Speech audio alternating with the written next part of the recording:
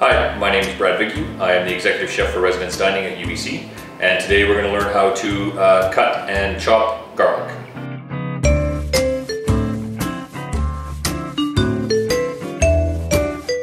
So when cutting garlic, one of the most important things, or that I find is important, is you need to know what you're going to use it for. So to me, you've got chopped garlic that you want to put into a stir fry, the base of your soups and sauces.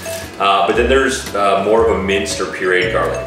The way that you would cut those is very different. So I've got a whole head of garlic here. I'm just hand peeling cloves out of it.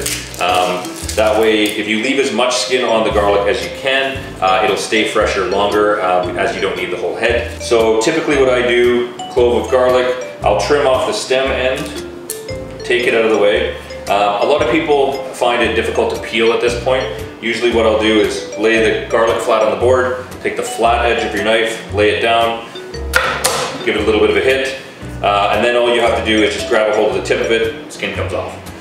So that's an easy way to get the skin off, and then depending on what you need, so for a chopped garlic, now you would just give it a rough chop one way,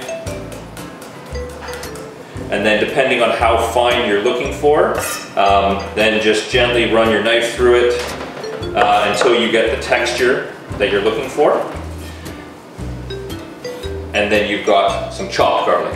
Now if you needed this to be minced, one way that I found that works very well is you take the sharp edge of your blade towards your garlic, fingers on the back of the blade, and you run it through in a rocking motion to squish the diced components.